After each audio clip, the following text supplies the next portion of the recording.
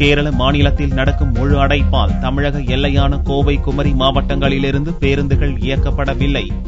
வாகனங்களுக்கான காப்பீடு பிரீமியம் அதிகரிக்கப்பட்டதற்கு எதிர்ப்பு தெரிவித்து கேரளாவில் மோட்டார் தொழிலாளர் துறையின் பல்வேறு தொழிற்சங்கங்கள் சார்பில் கடையடைப்பு நடத்த அழைப்பு விடப்பட்டிருந்தன. இதன்படி புதனன்று காலை 6 மணி முதல் மாலை 6 மணி வரை முழு கடையடைப்பு நடக்கிறது. இதனால் கேரளாவில் வாகனங்கள் இயங்கவில்லை. பல்வேறு மாவட்டங்களில் கடைகள் அடைக்கப்பட்டுள்ளதோடு அரசு தேர்வுகள் வேறு தேதிக்கு மாற்றப்பட்டன. தமிழக எல்லையான கன்னியாகுமரி மற்றும் கோவை மாவட்டத்திலிருந்து கேரள மாநிலத்திற்கு பேருந்துகள் இயங்கவில்லை. நூற்றுக்கணக்கான அரசு பேருந்துகள் மாநில எல்லையான களியக்காவிளை வரை சென்று திரும்பின.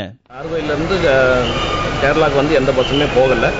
களியக்காவிளை வரைக்கும் மட்டும்தான் பஸ் போகுது. எதிர்கட்சிகள் பந்து நடத்துறதுனால எல்லா பேசஞ்சர்ஸும் அவங்கவுங்க வேலைக்கு போக முடியாத சிச்சுவேஷன் உட்காந்து. இதேபோல் சரக்கு வாகனங்கள் மற்றும் தனியார் வாகனங்களும் தமிழக எல்லையில் நிறுத்தப்பட்டதால் பயணிகளும் பொதுமக்களும் பாதிக்கப்பட்டனர்.